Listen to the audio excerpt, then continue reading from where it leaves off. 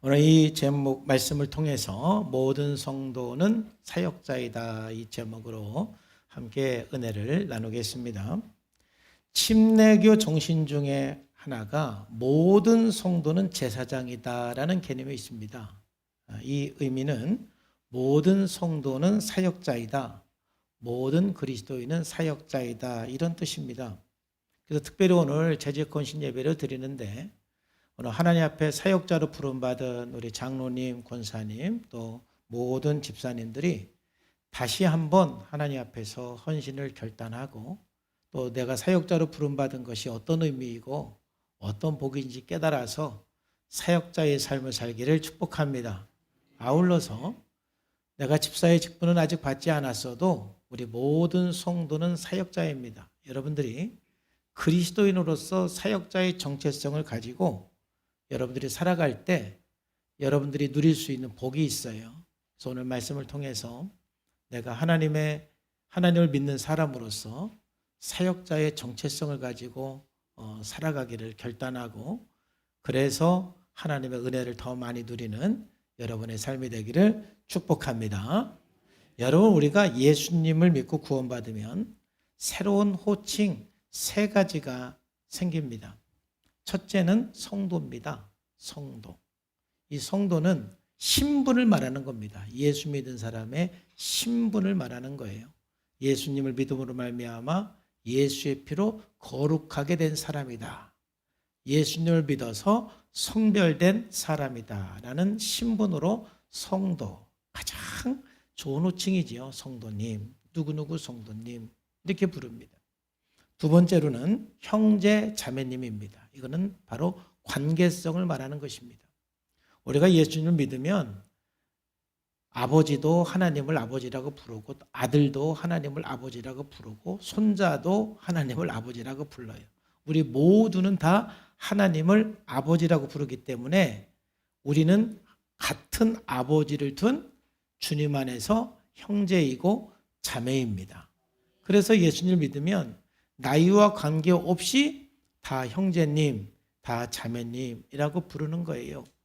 그래서 우리 교회에서는 서로 호칭을 할 때 형제님, 자매님 이렇게 부르면 우리가 한 아버지를 섬기는 사람입니다. 이런 관계성을 말하는 거예요.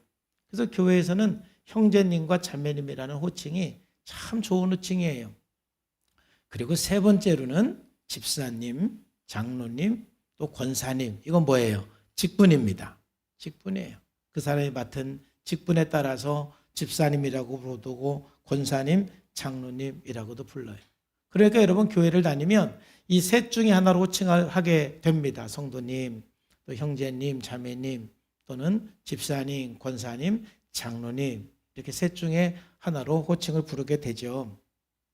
근데 제가 오늘 이 말씀을 드리는 것은 뭐냐면은 저는 모든 성도가 사역자이기 때문에 저는 우리 모든 성도가 집사가 되어야 될 줄로 믿습니다.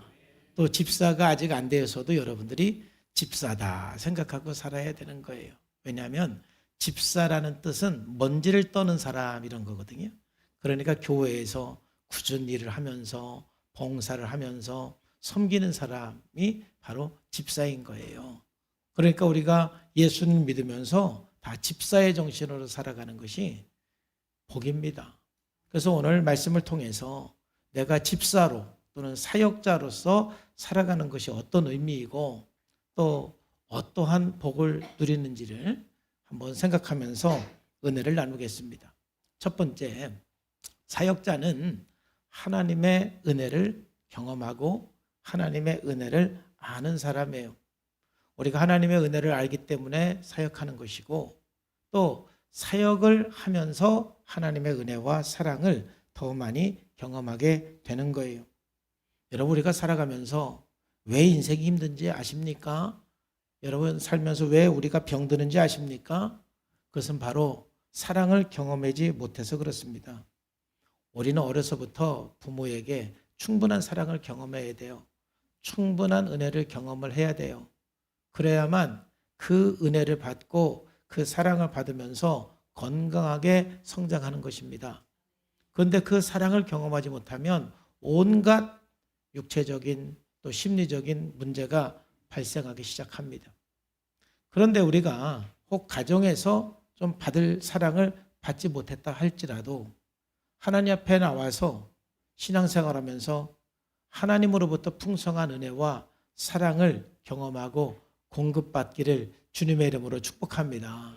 여러분, 교회 나오면 먼저 일을 하고 사역을 하는 것이 아니라 반드시 먼저 하나님의 사랑을 경험하고 하나님의 은혜를 경험을 해야 돼요. 그래서 기독교는 종교가 아니라 관계다라고 말하는 겁니다. 그리고 그 은혜가 경험되고 그 사랑이 경험될 때 우리는 비로소 사역자로서 사역을 할 수가 있는 거예요. 오늘 로마서 12장 1절에 보면은 그러므로 형제들아 내가 하나님의 모든 자비하심으로 너희를 권하노니 너희 몸을 하나님이 기뻐하시는 거룩한 산 제물로 드리라 이는 너희가 드릴 영적 예배니라 그랬어요. 여기는 세 가지 중요한 의미가 있습니다. 첫 번째는 뭐냐면은 헌신은 하나님의 자비를 경험한 사람들이 하는 거다라는 거예요. 하나님의 사랑을 경험하지 못하면 헌신할 수가 없습니다. 그래서 오늘 11절 말씀의 중요한 단어는 첫 번째는 그러므로예요. 그러므로라는 것은 바로 로마서 8장 1장부터 8장까지 하나님께서 우리들에게 구원을 베풀어 주신 그 사랑에 대해서 말씀을 하고 있어요. 그래서 하나님께서 여러분들이 이렇게 사랑했고 여러분들이 이렇게 사랑을 받았기 때문에 그러므로 헌신하는 거예요. 그리고 그 헌신을 권면하는 사람들은 누구냐? 내가 하나님의 모든 자비하심을 경험한 너희들에게 권면한다 그랬잖아요. 바로 헌신은 하나님의 사랑을 경험한 사람에게 헌신하라고 권면할 수가 있는 거예요. 그러니까 하나님의 사랑을 경험하지 못하면 사역할 수가 없는 거예요. 자, 무슨 말이냐 하면은 참 사람들이 굉장히 이기적이고 자기밖에 모릅니다. 상당히 이기적이고 자기밖에 모르는 사람의 특징은 뭐냐면은 물론 죄인이기 때문에 그렇기도 하지만은 충분한 사랑을 경험하지 못하면 이타적인 삶이 발달이 안 됩니다. 피해의식이 굉장히 많고 그래서 자기밖에 모르고 이기적이고 누구를 위해서 헌신하고 사역을 하면 뭔가 손해보는 것 같고 내가 왜 이런 걸 왜 해야 돼? 내가 왜 헌신해야 돼? 내가 왜 사역해야 돼? 뭔가 뺏기는 것 같고 손해보는 것 같아서 절대로 사역과 헌신을 못해요. 왜냐하면 사랑을 경험해보지 못했기 때문에 그렇습니다. 헌신은 사랑을 받은 사람만 할 수가 있는 거예요. 근데 그게 얼마나 우리들의 삶을 참 더 어렵게 만드는지 몰라요. 그래서 여러분들이 회복해야 될 것은 주님 앞에 나와서 하나님의 사랑을 많이 경험하고 하나님의 은혜를 경험함으로써 그 사랑을 회복하기를 주님의 이름으로 축복합니다. 하나님은 여러분들을 사랑하십니다. 여러분들을 사랑하셔서 여러분들의 십자가에 죽으시고 부활하시고 지금도 지켜주시고 함께하시고 은혜를 베풀어 주십니다. 그래서 그 사랑을 경험할 때 자연스럽게 헌신하고 사역을 하게 되는 거예요.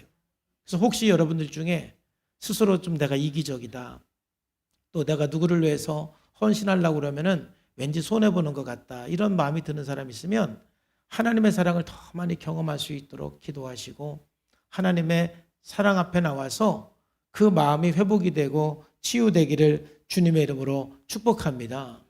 두 번째로 헌신은 우리가 헌신할 때 하나님이 기뻐하시는 거룩한 산 제물이 된다라고 말하는 거예요. 너희 몸을 하나님이 기뻐하시는 거룩한 산 제물로 드리라 그랬잖아요.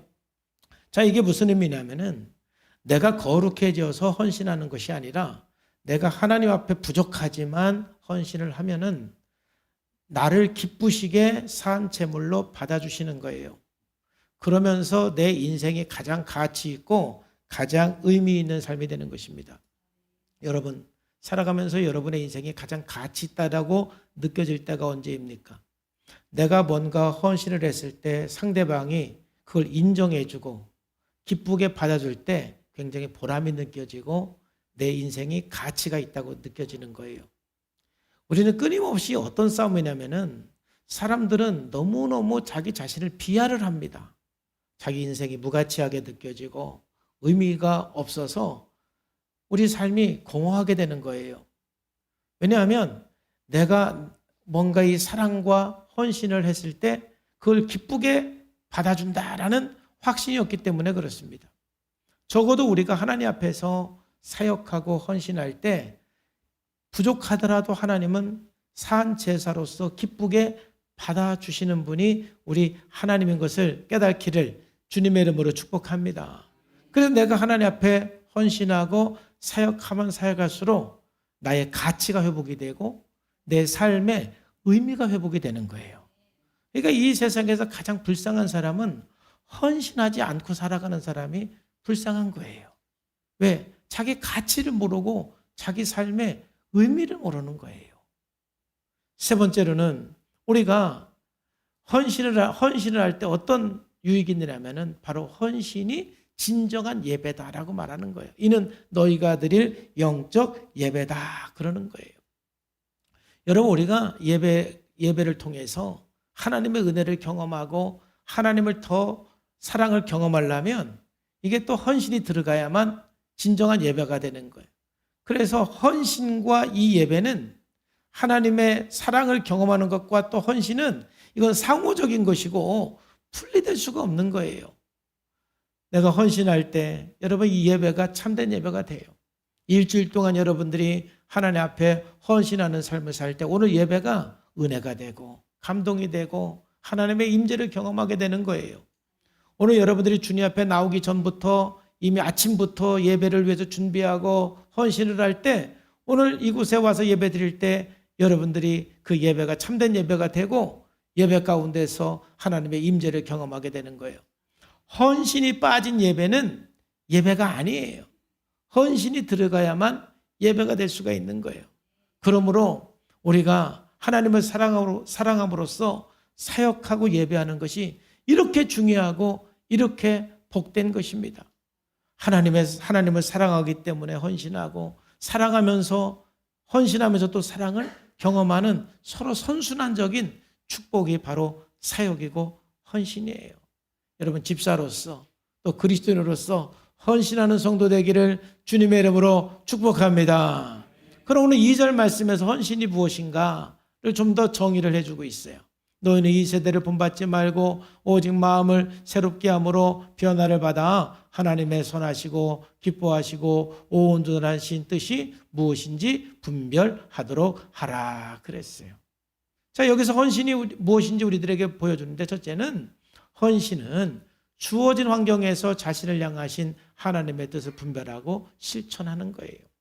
그러니까 여러분 우리가 집사로서 또 모든 그리스도로서 헌신한다라는 것은 교회에서만 헌신하는 것을 말하는 게 아니에요. 크게 교회에서 그리고 가정에서 직장에서 나를 향한 하나님의 뜻이 무엇인지 분별해서 헌신을 하는 것입니다. 여러분을 향한 하나님의 뜻이 있어요. 여러분 가정에서 여러분을 향한 하나님의 선하신 뜻이 있어요. 그걸 순종하는 것이 여러분 헌신하는 것입니다. 또 여러분 직장에서 여러분 사회에서 하나님께서 여러분들에게 원하시는 게 있어요. 그 뜻을 분별해서 실천하는 것이 여러분 사역하는 거예요. 그리고 여러분 성산교회에 온 것은 하나님의 분명한 뜻이 있는 줄로 믿습니다. 오늘 정영구 집사님 우리 교회 등록했는데 이건 우연이 아닙니다. 분명한 하나님의 뜻이 있는 줄로 믿습니다. 여러분 모두 한 사람 한 사람이 성산교회 오고 성산교회 다니는 것은 이 교회 안에서 여러분들이 해야 할 뭔가 하나님의 뜻이 있는 거예요. 그 뜻을 찾아서 헌신을 할 때 여러분께 헌신하는 거예요. 그러니까 어떤 사람은 목사님 뭐 그냥 아무 교회나 다니면 되는 거 아니에요? 여러분 아무 교회나 다니면서 예배를 드릴 수는 있어요. 그러나 여러분 그 교회 안에서 여러분을 향한 하나님의 뜻을 발견해서 헌신하지 않는다라면 또 그 예배가 참된 예배가 될 수가 없는 거예요. 그러니까 사람들은 헌신을 쏙 빼고 예수님을 믿으려고 그래요. 그러니까는 믿음이 자라지도 않고 믿음의 의미를 모르게 되는 거예요. 여러분, 성산교회 안에서 여러분을 향한 뜻을 발견해서 헌신하시기를 주님의 이름으로 축복합니다. 똑같은 일이라도 내가 어떤 자세를 가지고 하느냐가 참 중요한 거예요. 그래서 아주 유명한 얘기가 있잖아요. 유럽에서 이제 이 교회를 짓는 그 노동자에게 질문을 했습니다.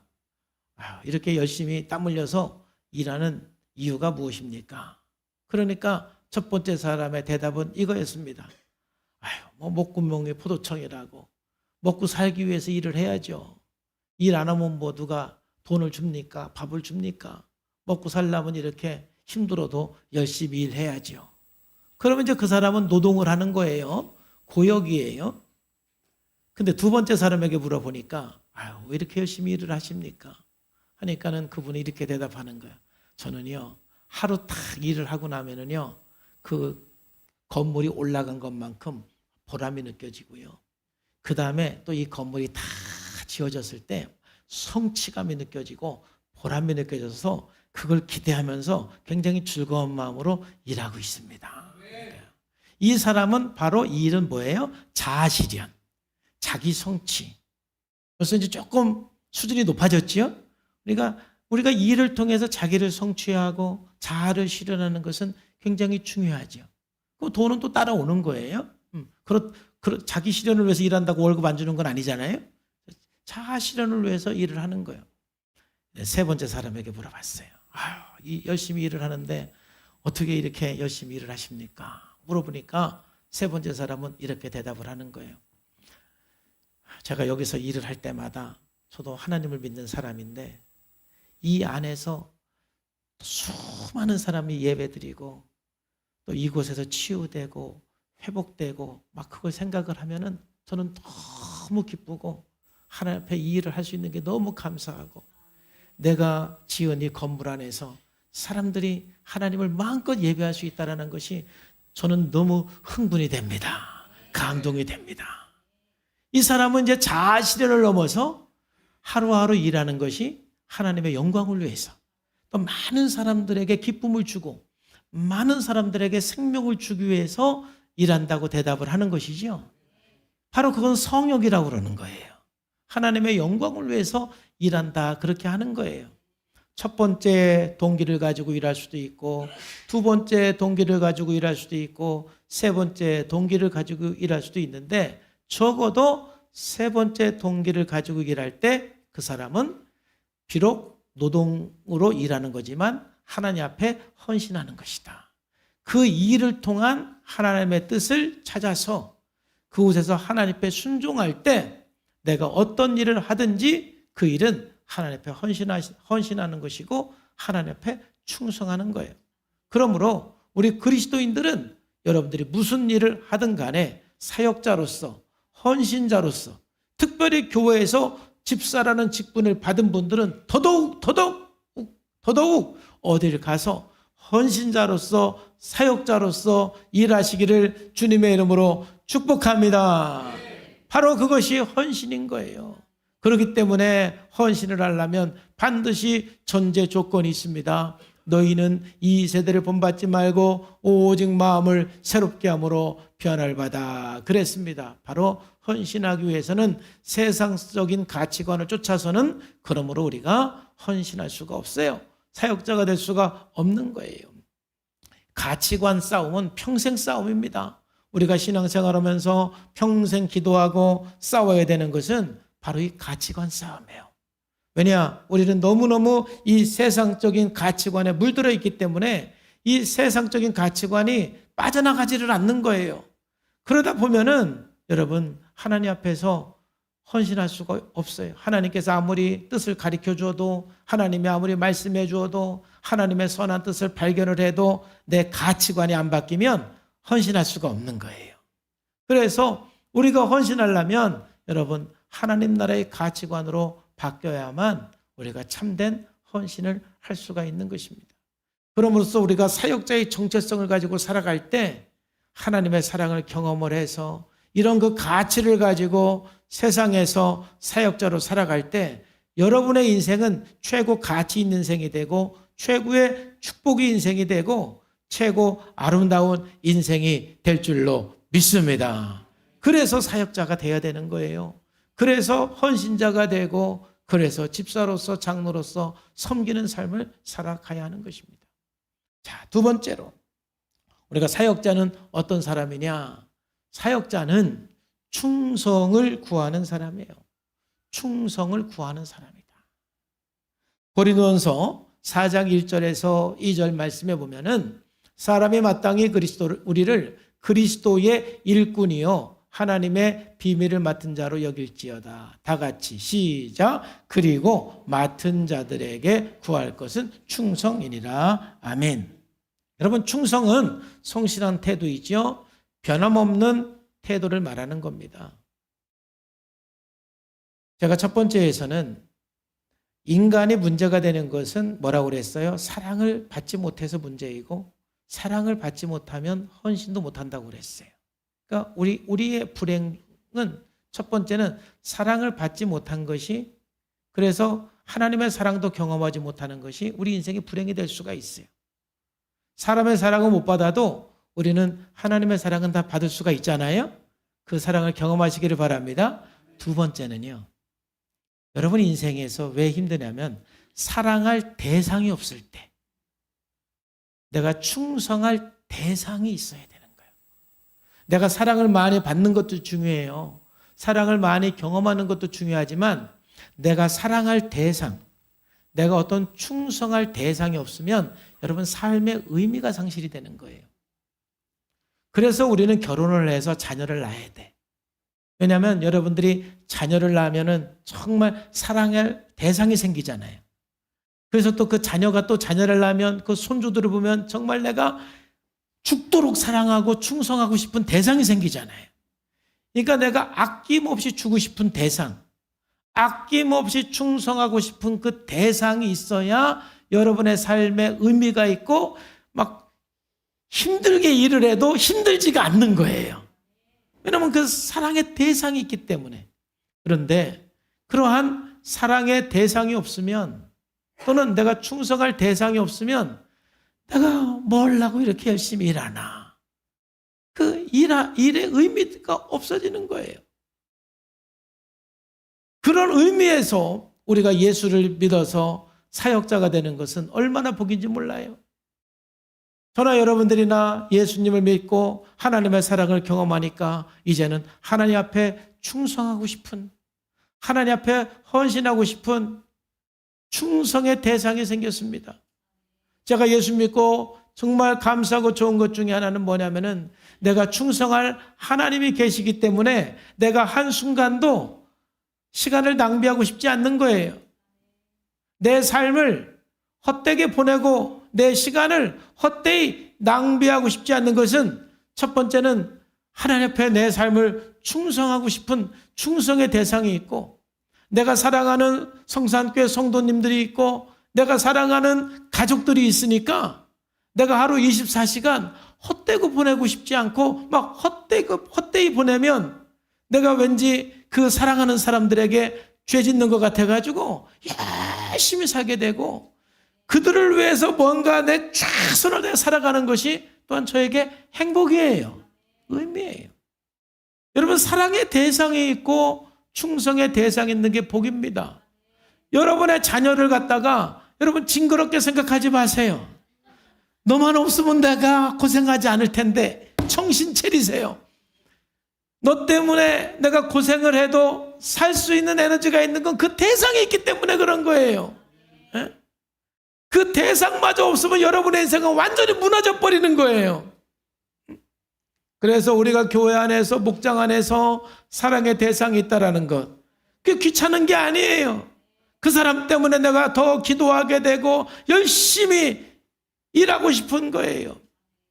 여러분, 충성의 대상이 있는 게 얼마나 감사한지 몰라요. 그래서 오늘은 저는 여러분 집사를 세운 것이 특별히 사도행전 6장인데 너희 형제들아, 너희 가운데 성령과 지혜가 충만하여 칭찬받는 사람 7을 택하라. 우리가 이 일을 그들에게 맡기고, 이 말씀을 통해서 적어도 우리가 새 영역에서 여러분들이 충성했으면 좋겠어요.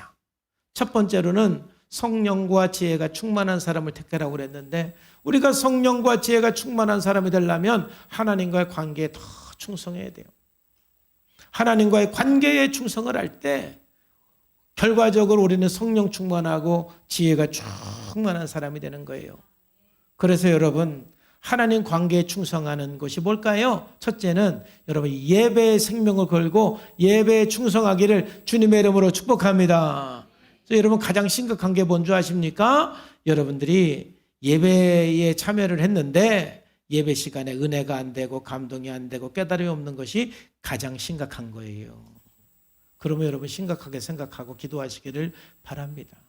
내가 왜 예배 시간에 은혜를 못 받고 있지? 생각을 하셔야 돼요. 뭔가 지금 충성을 하지 않고 있는 거예요. 여러분, 예배는 여러분 충성하지 않고는 은혜가 되지 않아요.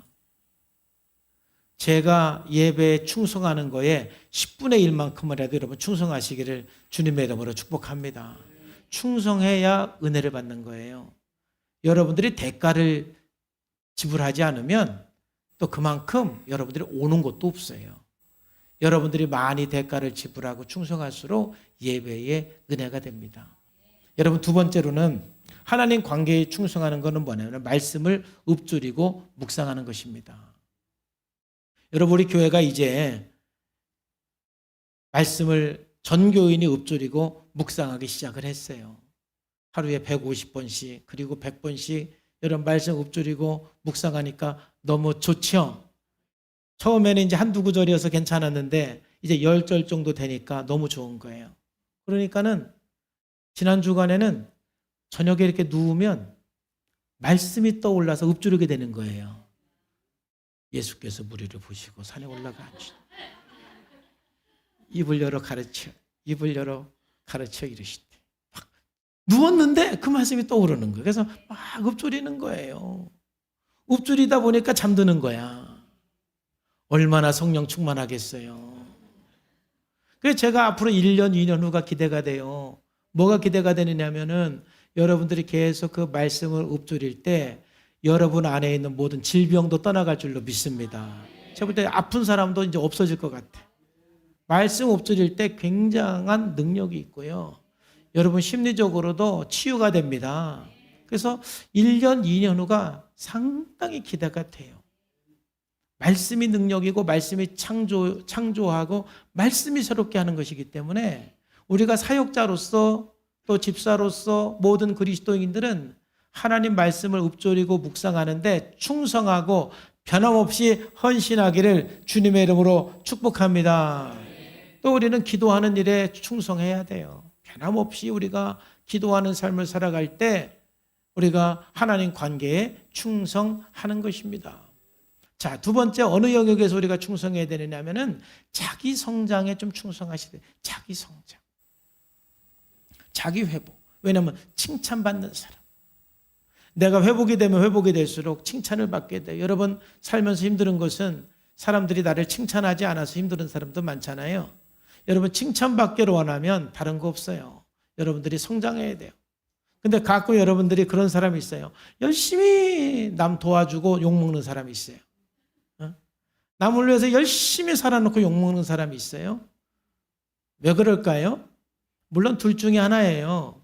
의를 위하여 박해를 받는 자는 복이 있나니 천국에 그들이 것입니다. 의를 위해 살았는데도 불구하고 박해를 받는 사람이 있지만, 근데 그런 사람보다 제가 볼 때는 미숙해가지고 열심히 누군가를 위해서 섬기고 도왔는데 돌아오는 건 욕먹어. 그건 여러분들이 뭔가 성장하지 않아서 그런 거예요. 이게 의를 위해서 박해를 받는 거하고 여러분들이 성장하지 않아서 욕먹는 거하고는 구분하기를 주님의 이름으로 축복합니다. 그걸 구분하지 못해가지고 자기가 미숙해서 욕먹는데 또 의를 위하여 박해를 받는 자는 막 은혜를 받고 있으면 곤란합니다. 곤란해요. 여러분들이 성장해야 칭찬을 받는 겁니다. 우리가 성숙하면 사람들이 존중해주고 인정해주고 건강해져야 되는 거예요. 그래서 요즘에 우리 성도님들이 이제 수요일 날 줌으로 회복 프로그램 하면서 회복 기도문을 쓰는 걸 요즘에 이제 지난주까지 배우니까 많은 분들이 이제 회복 기도문을 써서 기도하고 있는 것을 보면서 참 제가 기대가 돼요. 반드시 우리는 회복을 해서 더 이상 옛사람으로 살지 말고 새사람으로 살기를 주님의 이름으로 축복합니다. 사도 바울도 그걸 늘 고민을 했어요. 내가 내 몸을 쳐 복종하게 함은 내가 남에게 전파한 후에 자기가 도리어 버림이 될까 두려워함이라. 사도 바울도 내가 열심히 사역하고 열심히 전도하고 열심히 가르치고 나중에는 내가 버림을 받지 않을까 이걸 두려워했어요. 내가 성장하지 않고 사역만 하면은요, 나 때문에 예수 믿는 사람도 생기고 또 나 때문에 회복되는 사람도 생기는데 정작 나는 버림받는 그런 결과가 있을 수가 있어요. 가끔 우리 교회에서도 보면은요, 우리 남편이 나를 전도해 놓고 지금 우리 남편이 교회 안 나와요. 그러는 사람이 있어요. 전도는 남편이 했는데 지금은 그 남편은 교회 안 나와. 바로 그게 고린도전서 9장 27절 말씀인 거예요.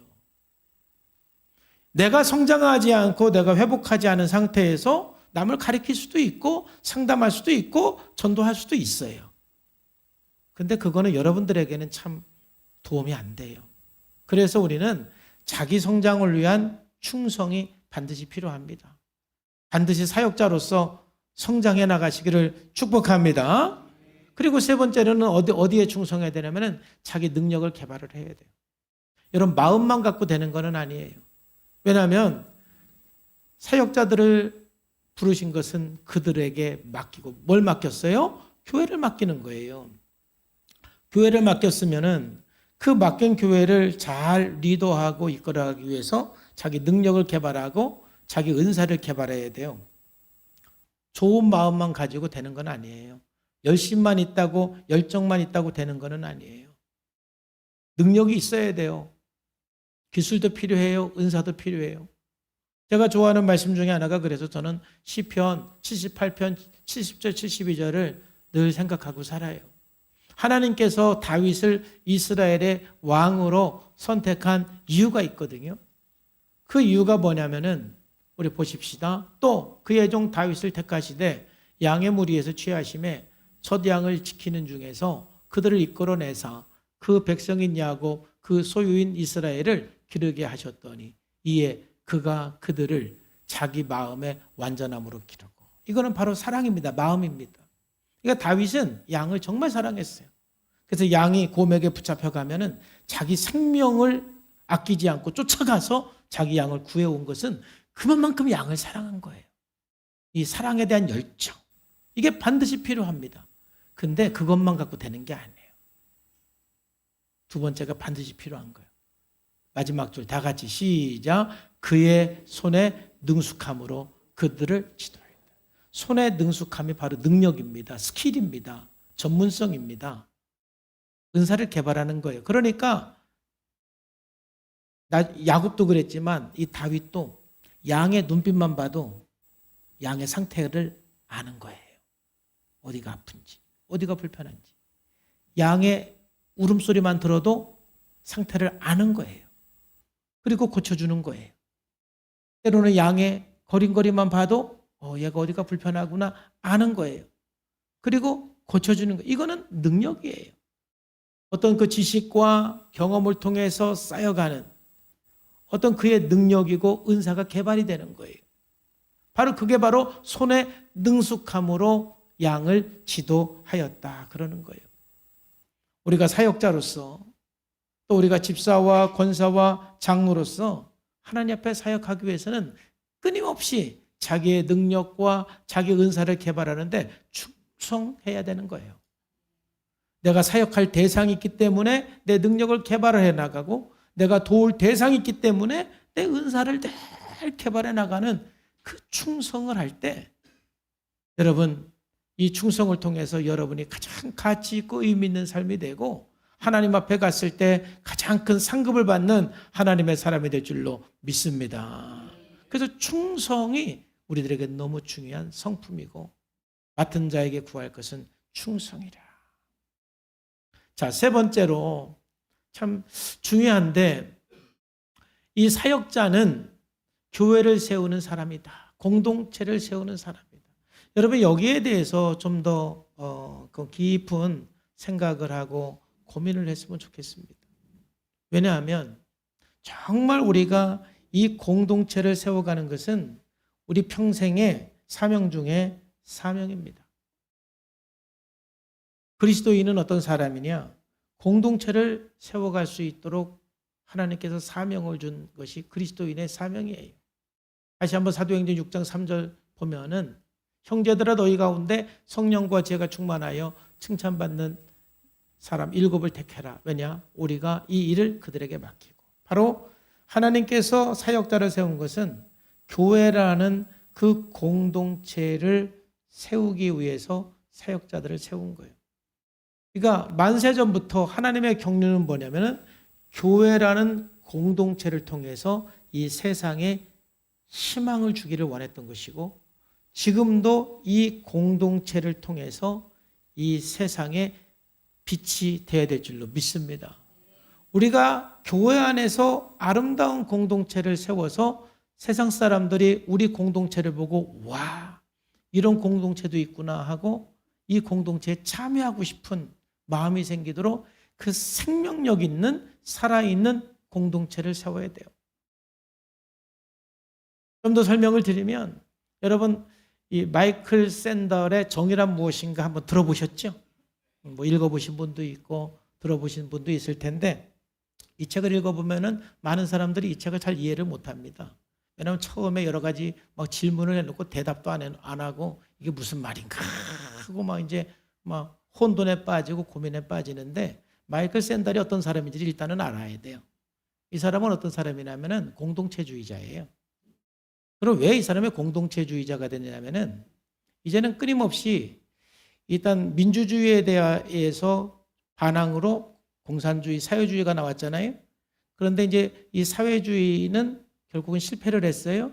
그러니까 이제 학자들은 그러나 민주주의에 문제가 있잖아요. 자유민주주의 문제가 있단 말이죠. 그러니까 끊임없이 뭔가 이 사회주의와 민주주의를 통합을 해서 더 나은 사회 체계를 이제 연구하는 그런 노력들이 학자들이 있는데 그 중에 하나가 마이클 샌델이고, 그러니까 마이클 샌델은 사회주의와 자유주의를 통합하려고 막 노력하는 그런 그 학자예요. 그리고 그는 그 대안으로서 공동체주의자입니다. 그러니까 이 사람의 정의는 뭡니까? 공동체가 정의인 거예요.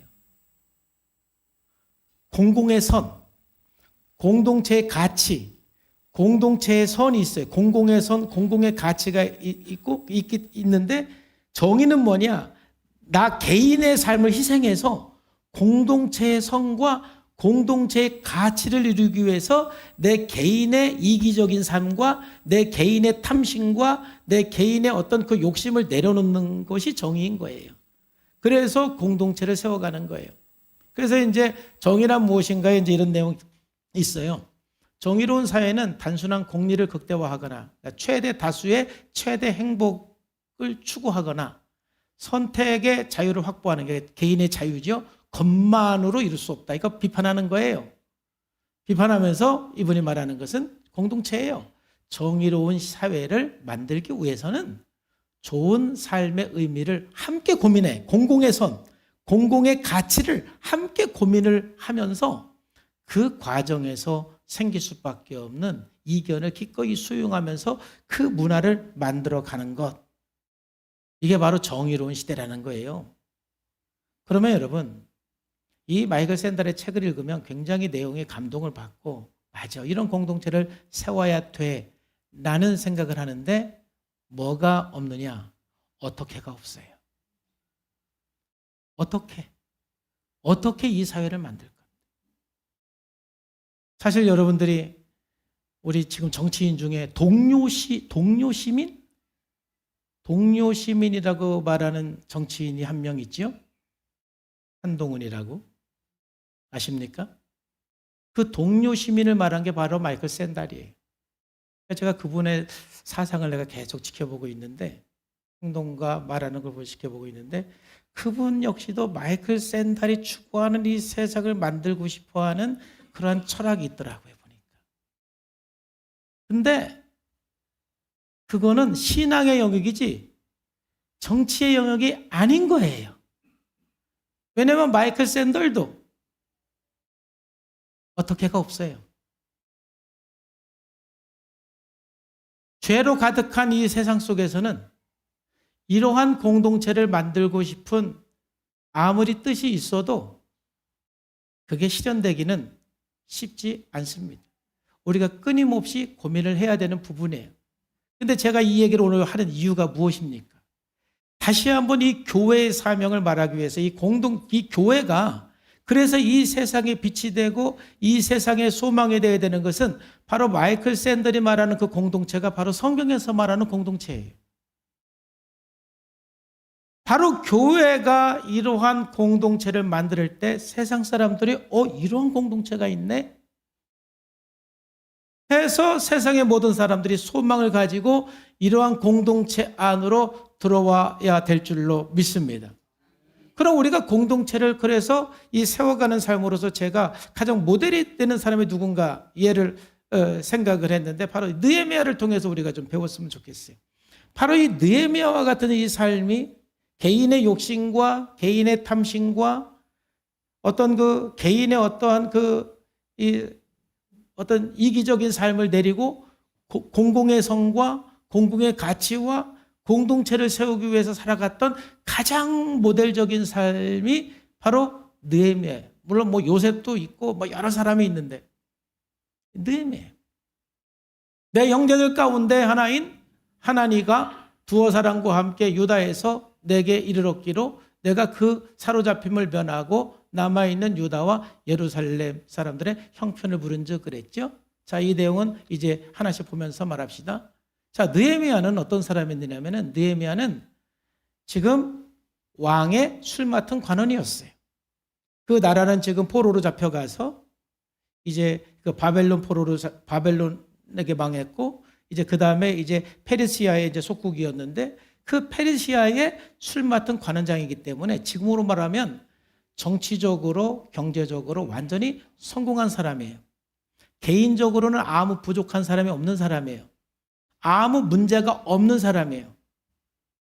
그냥 자기 삶을 즐기면 되는 사람이에요. 경제력도 충분하고 권력도 충분하고 지금이라도 그분은 아주 성공한 사람이에요. 그렇지만 그는 자기 혼자 행복한 것, 나는 문제가 없어, 나는 아무 문제가 없어, 거기서 만족하는 것이 아니라 이 느헤미야의 관심은 우리 가정이 행복하고 우리 가정이 문제가 없는 거기에 머무르는 것이 아니라 항상 공동체에 대한 관심이 있었어요. 우리가 이 공동체에 대한 관심을 가져야 돼요. 여러분, 그래서 목장이 중요한 거죠.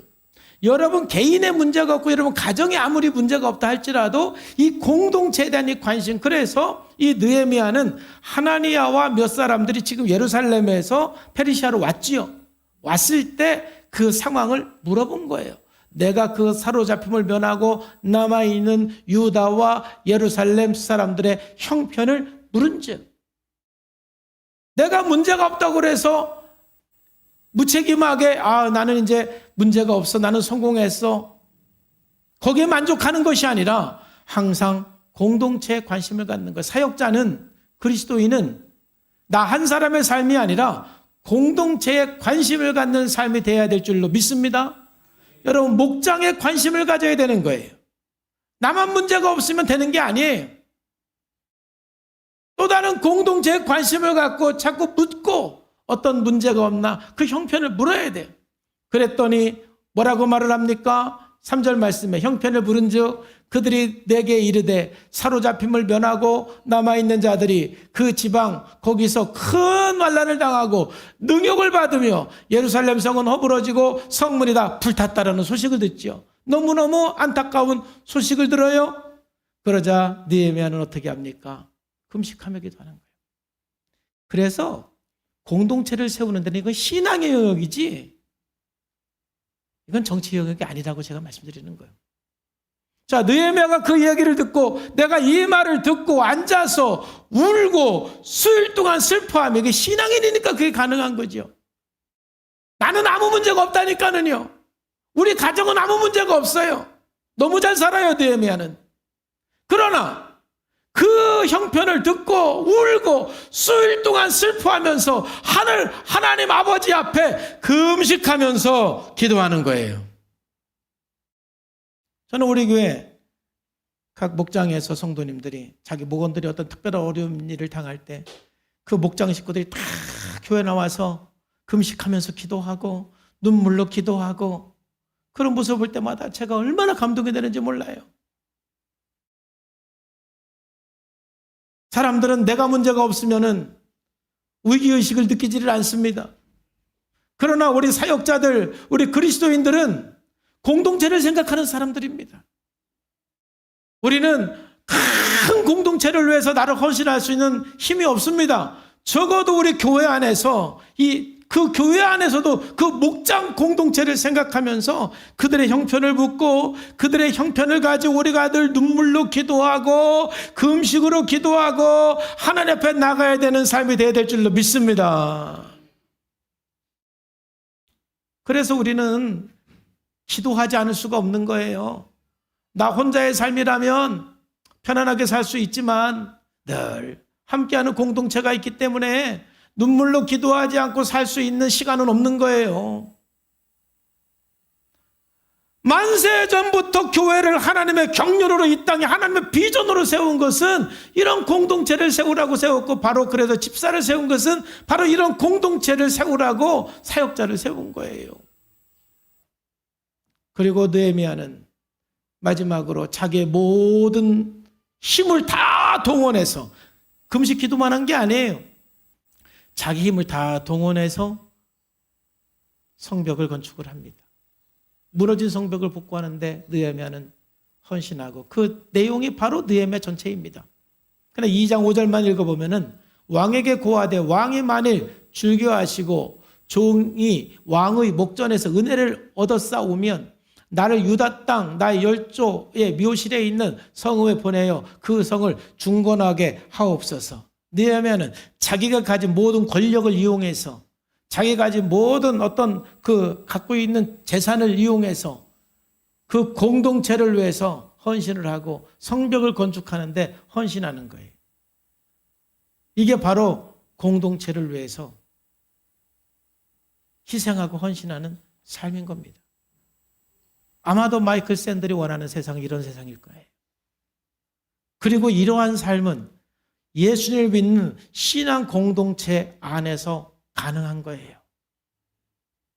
하나님께 사랑을 받은 사람이기 때문에 우리는 가능한 거예요. 그러므로 이 세상에서는 그런 공동체가 꿈은 꿀 수 있지만 실현이 될 수가 없어요. 그러니까 이런 공동체를 어디에서 실현을 해야 된다고요? 교회에서 실현해야 돼요. 그리고 세상 사람들이 그런 교회를 와보고 깜짝 놀라야 돼요. 아마 세상에 이런 공동체가 다 있네. 그래서 세상에 있는 모든 사람들이 교회가 희망이 되고 빛이 되고 그 공동체 안에 들어와서 나 한 사람의 삶이 아니라 공동체를 위해서 함께 눈물로 기도하고 함께 헌신하고 함께 그 공동체를 위해서 우리가 나갈 때 하나님이 만세전부터 계획했던 바로 그 교회가 내가 생각한 그 교회야라고 하나님 말씀하시는 거예요. 내가 그래서 교회를 세운 거야. 교회를 세운 목적이 바로 그거야. 그 공동체를 세우기 위해서 하나님께서 사역자를 세우고 이제 여러분 자신을 위해서 우리 가정만 문제가 없으면 나는 괜찮아. 우리 자녀만 문제 없으면 나는 괜찮아. 나만 문제가 없으면 나는 괜찮아. 그게 아니라 적어도 우리가 인류까지는 생각은 못하더라도 내게 속한 그 공동체를 위해서 함께 눈물로 기도하고 함께 헌신하면서 아름다운 공동체를 세워갈 때 여러분들이 속한 그 공동체 안에서 치유되고 회복되고 사랑이 공급되고 그 공동체 안에서 놀라운 역사가 이루어질 줄로 믿습니다. 공동체 속에서 하나님의 능력이 나타나고 사랑이 나타나는 거예요. 그로 우리가 하나님께로 부름받은 사역자들은 공동체를 세워가는데 헌신하고 자기 삶을 드려야만 하는 것입니다. 그런 사역자로 살아가기를 주 예수님의 이름으로 축복합니다. 기도하겠습니다. 하나님 아버지 감사합니다. 오늘 주님께서 말씀하시고 인도하시고 함께 해주셔서 감사합니다. 정말 우리가 사역자로 부름받은 것이 얼마나 큰 은혜인지 알게 해주시고, 그래서 하나님의 사랑을 더 경험하게 해주시고, 하나님 앞에 더 충성된 삶을 살게 해주시고, 그리고 아버지 하나님, 우리가 공동체를 세우는데 내 모든 삶을 헌신하는 삶이 될 수 있도록 아버지께서 은혜 주시고 역사하여 주옵소서. 예수님의 이름으로 기도하옵나이다. 아멘.